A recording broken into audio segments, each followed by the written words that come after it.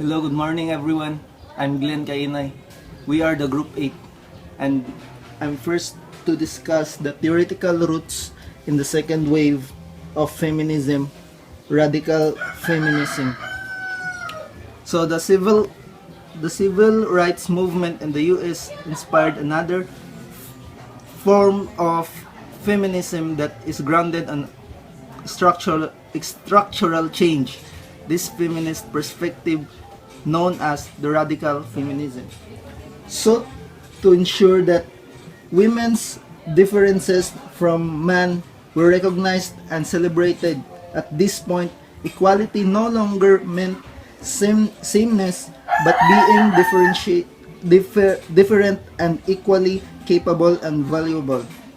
So this feminism is kanang ga na siya sa kanang different sa laki ug sa bae. Diya siya ga focus. So dili siya ga kon sa sameness sa laki ug sa bae, kundi sa different.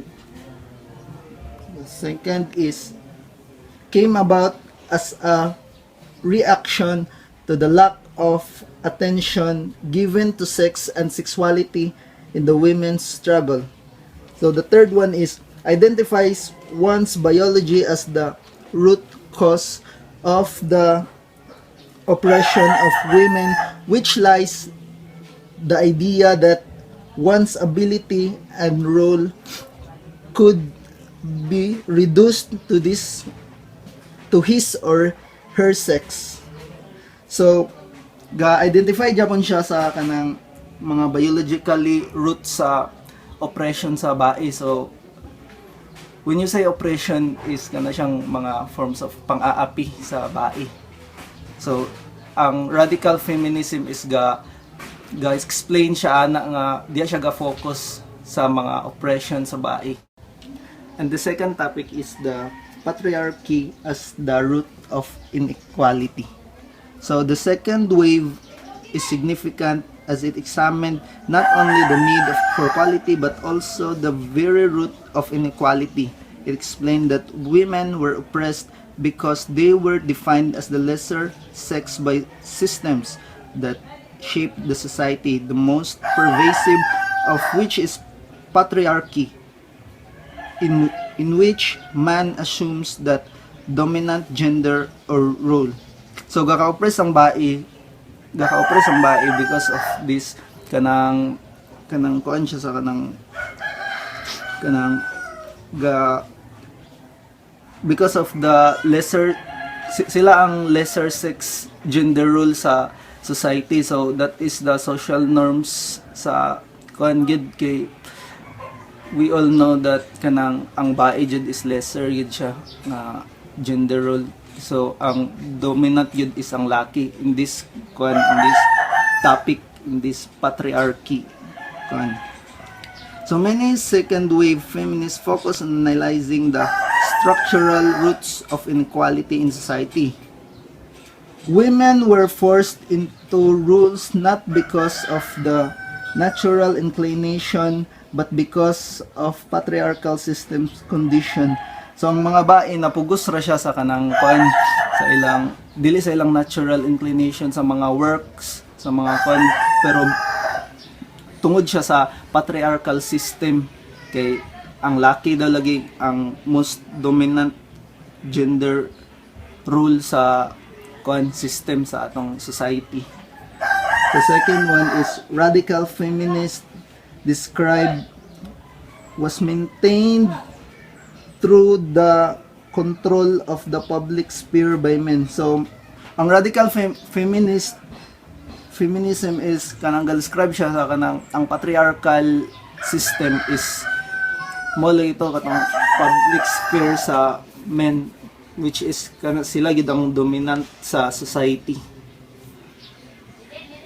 Issues for radical feminists include the reproductive rights of a woman or a woman's freedom to choose for her own body. So this is some issues of the radical feminist kay ang radical feminist kay ga include sa kanang reproductive rights. So sa mga bae. So ang bae pwede siya mopili kung unsay buhaton niya sa iyang body, for her own body. So, consciousness raising groups opened women's minds to realize them that they are not alone in their oppression, thus building solidarity with other women. So na consciousness raising groups. So kani sila nga mga groups kay gakuan sila nga pa-realize nila sa mga bae na dili sila ra mag-isa sa ilang oppression, kundi ga support sila to each other, kundi ga support sila sa mga bae nga oppressed sa kuan with this. So the third one, or the last one, is the myth of man-hating and bra-burning. Feminist was created during the women's liberation movement, especially in 1968. So in 1968, na kuha siya katong mga bra-hating and bra-burning and man-hating kanang feminist na kuha sila atong pero sa 1968 katong pageant sa Amerika katong 1968. So ang ilang ko na to kay kanang mura daw gaparid ug meet daw ang mga bae. So nag-protest sila, nag-silent protest sila ato, which is nagdala sila og kanang items ato nga maka-represent sa ilang kanang sa ilang oppression. So ilang tong gikuan sa freedom trash can ilang gibutang. So with a fire. So dito ti siya ang myth aning kuan man-hating and bra-burning of that man. The third and the last topic that I have is the call of affirmative action. The second wave of the women's movement focused on redefining the meaning of woman in society by restoring the struggle for genuine gender equality. Inequality was addressed during this time through various efforts, one of which was affirmative action. So ang mga second wave feminist kay ga concept, so define pangita gyud sila para ma-redefine ang women sa society. So sila og kanang naka-construct sila og kanang affirmative action. So meant a deliberate preferential option for women in order to have equal opportunity in a certain field. So kaning affirmative action kay gahatag sila og kanang preferential option sa mga women kanang para sa mga certain work field. So kanang the same nga preferential option sa mga laki nga gihatag sa atong society, mao sad ang gihatag nila sa mga babae. So this move was based on the need to encounter years of what many consider the preferential option for the male gender in productive work. Before this time, women were mostly accepted in work that related to the care of others. The usual reason was essentially women are naturally oriented toward caring for others. Thus, women were preferred for jobs such as teachers, stewardess, domestic helpers, and nurses. So, ang mga bae ra jud kay dito rin sila sa mga trabaho sa mga domestic helpers, itong mga teachers, dito rin sila kay mo na may gakasanayan sa atong society.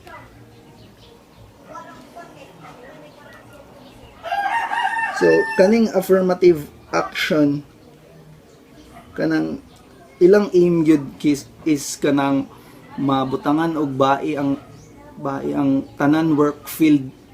So karon sa atong karon kay daghan naman kayo gyud nga nga mga bae because of this affirmative action. So today, there are women in all fields from science and mathematics to law and academics. So daghan na jud kayo siya kanang babae sa mathematics, sa mga science nga fields, kay kabalo biyata nga mas hina daw ang sila nga mas hina daw ang bae when it comes sa mga mathematics, pero which is dili tinuod. So ang affirmative action kay nagpamatuod siya nga mas conjud ang mga bae sa mga certain field nga ana. So that's it. Good morning guys. I am Leon Tagoloan Jr. from BSIT 2A. My topic is other feminisms during the second wave. Second wave feminism began to spread its influences worldwide, and second wave focused too much on the interests of the Western woman. So si second wave is nag-focus lang yun sa kaning Western woman. Second wave was marked by the division between women from the first world and women from the developing countries. So si second wave na in between sa kaning first world women and developing countries. The specific concerns of women from the development world was ignored, such as their exploitation by the West and the development countries. Working class and third world women believed that their issues was also determined by the upper classes. Si working class and third world women believe nga ang ilang issue sa ilang feminism is also determined by the upper classes. Then ang ilang issues is lack of services that support healthcare and childcare. And second is lack of awareness of the basic rights of marginalized women. So duwa lang ilang issues din. Ilang big issues jud, so multi lang issues. Focus of Western women of the rights too. First is contraceptives, second abortion, and last is equality with men was deemed not as urgent as their concerns. So multi lang focuses sa Western women, and the struggles and movement focused on. So kini mo nila mga struggles. First is educating women, second is lobbying for maternal health, third is educating their children, and last is improving basic service. Hence, the latter part of the second wave introduced the needs to broaden frames of analysis and investigating struggles for women liberation, so that every aspect is fully understood from more specific and concrete situation. Second topic is the third wave feminisms. The 1990s brought about the recognition of different oppressions women face around the globe. The rise of communism and the new global order, along with biomedical and technological advance, shaped the issues of this era. The idea of universal women's experience was challenged, and there was a call for a feminism that embraced the plurality of women's experience. So, this time guys, narito sa third wave feminisms. The third wave feminists were motivated by the need to develop a feminist theory and politics that honor contradictory experiences and deconstruct categorical thinking. There are three characteristics in these feminisms. First is local, second is national, and last is a transitional activism. So, si transitional activism is nasa 5 areas such as violence against women, trafficking, body surgery, self-mutilation, and last is the overall pornification of the media. So those are the issues that affect different women from various countries. The third wave feminists live by the principles of gender equality and women's empowerment. It has numerous publications on women and gender issues, niches in the universities that include women's studies in their curriculum, and had greater opportunities in terms of economic capabilities. It is because of this the feminist movement of yesteryears was critiqued and questioned. Then, diri dayon sulod si post-feminism. Post-feminism manifested during the third wave of feminism. It assessed the second wave for purporting a universal feminism that created one truth for all women.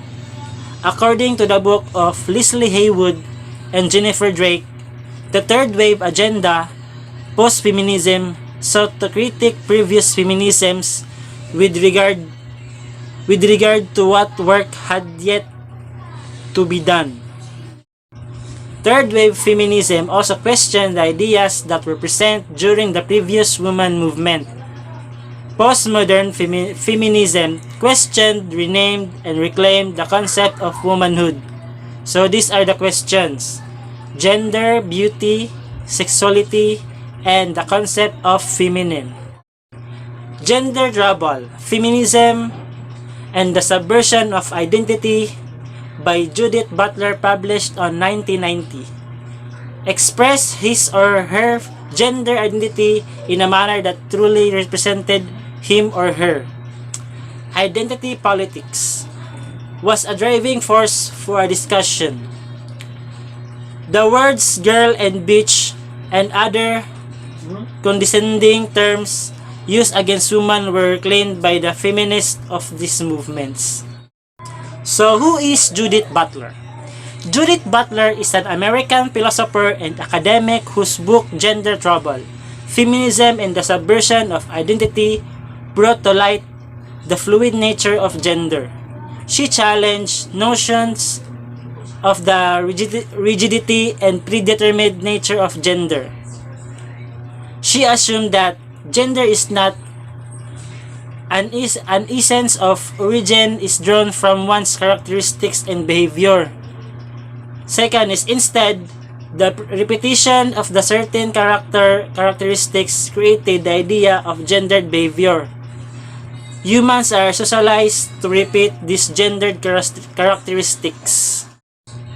So the keywords that explain Judith Butler's philosophy is performance. Gender is performed and one's identity is shaped through the performance of traits that are gendered. So that would be all, guys. So let's go to the next reporter, Harvey Langbid. Good afternoon everyone. So I'm Harvey Langbid. So I have two topics to discuss. First topic is summing up the Western feminist movement. So a brief history of Western feminist movement is a present to show the various strides that women have made in recent history. So this movement were created as a reaction to historical events or struggles such as this civil rights movement. So despite this rich diversity, all the ISM of feminism show that one thing has been the priority of movement. So in this topic, nag-focus niya sa rights sa mga babae na dapat na sila legal protection rights, na sila equal rights o na sila mga property rights. So history of feminism can be divided into three waves. So the first wave refers to an extended periods of feminism activity during the 19th century and early 20th century. So ang first wave is nag-focus siya katong equal rights sa mga babae, nga maulag ito nga dapat na ikatungod ang mga babae sa property, na sila katungod nga mag-vote, na dapat equal rights. So ang second wave refers to the period of activity, the early 1960s and lasting through the 1980s. So kaning second wave is nag-focus siya sa issues about the equal rights, na dapat daw mag-end na ang discrimination sa mga babae, na dili na sila dapat i-discriminate sa uban like sa mga laki. And the third wave began the early 1990s, arising as a response to the backlash against initiative and movement created by the second wave. So the third wave is nag-focus sa political. So gina-challenge niya ang second wave sa mga paradigms na unsa day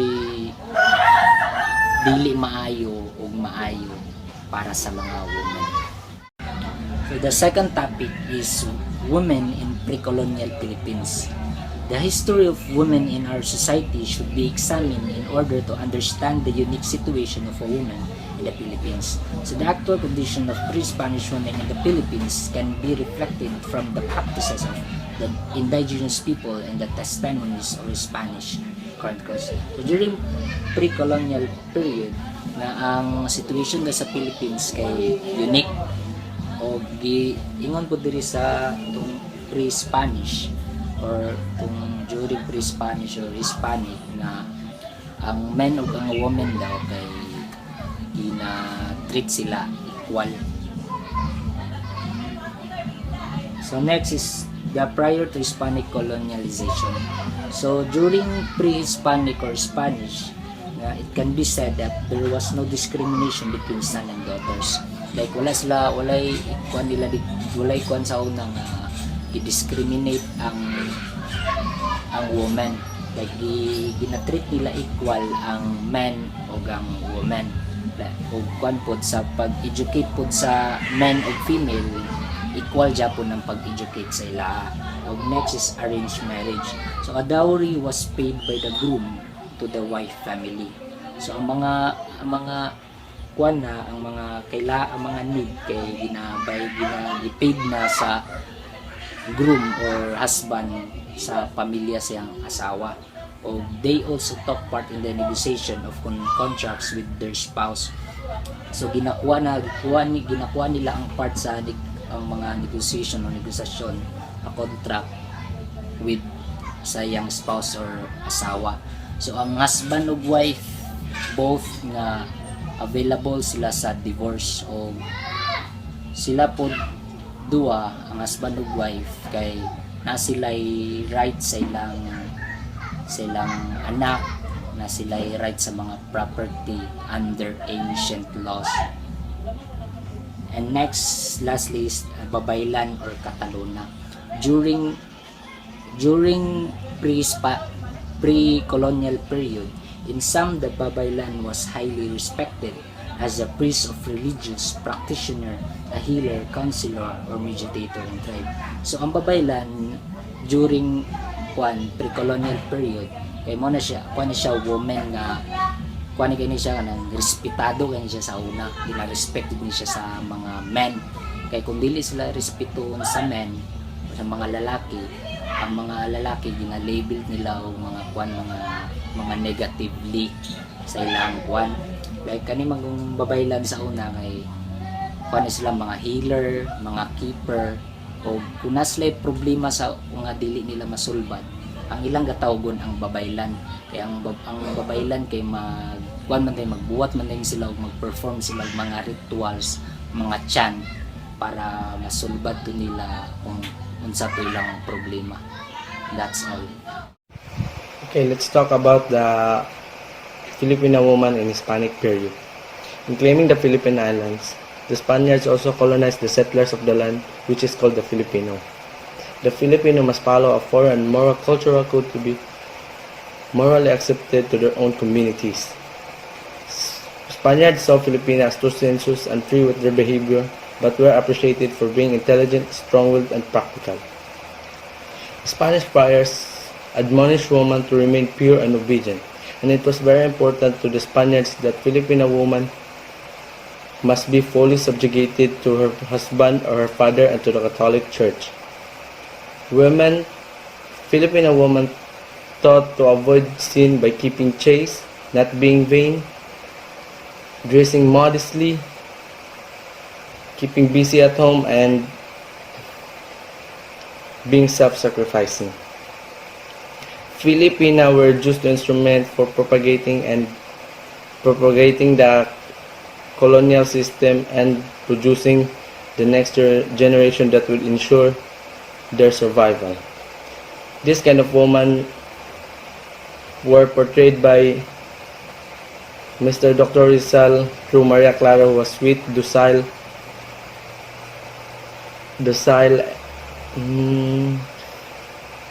obedient and self-sacrificing, and who never had the courage to share her fate for her beloved.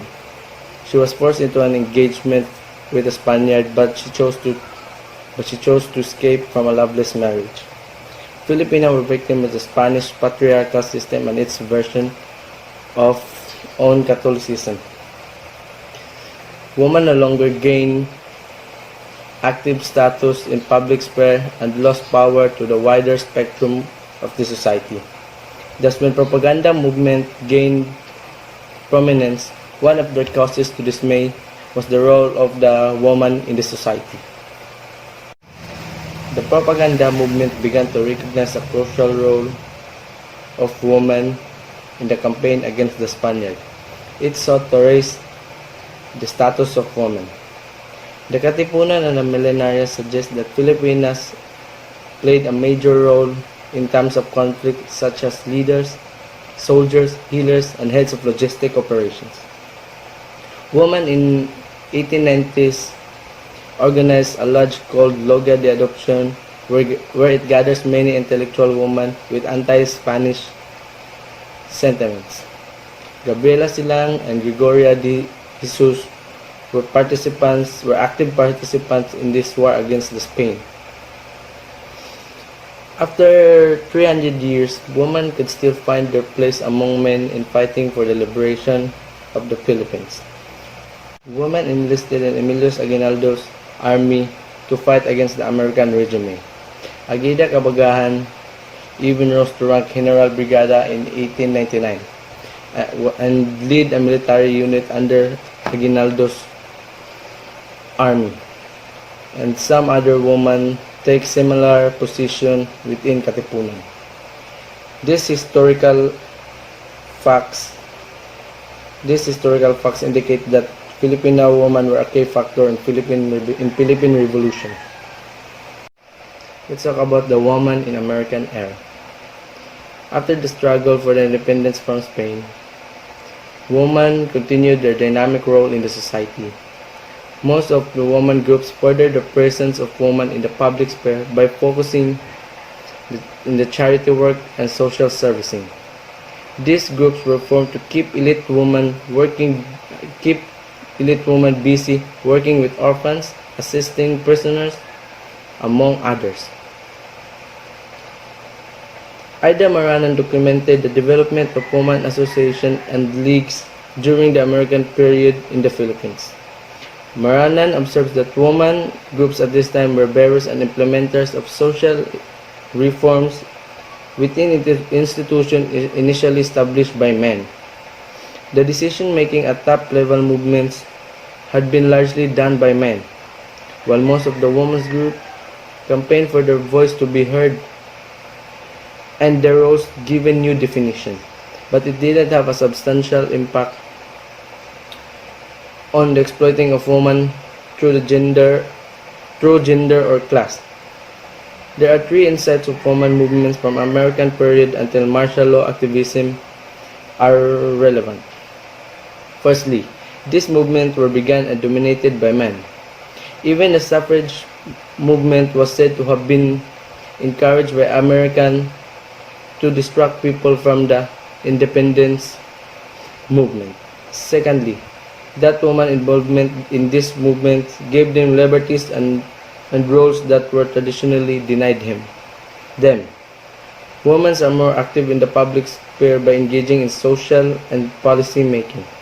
Thirdly, that goals and objectives of these movements were valid for and important to smaller and greater section of women. But support on women wasn't strong enough to transform the patriarchal system.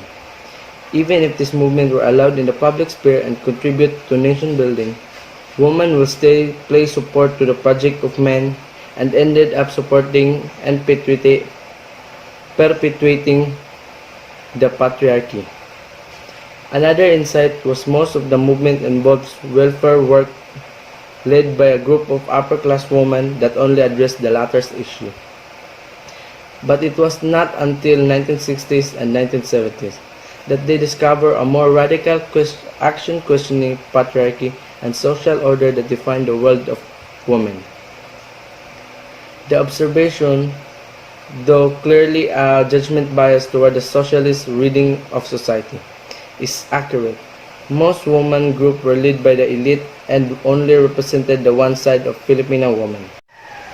Women group keen to establishing and furthering the development agenda of the West and social classes that benefited from Western development, such as Western education, and softened the adverse of the imposed market economy by providing social safety nets for marginalized and displaced people. They likewise supported the works of men by enhancing their role as housewives through women's clubs that discussed the issues and needs of women. Women's clubs certainly brought women to the public sphere, but they dealt with the issue like the training of house, helps, child rearing, and charity work.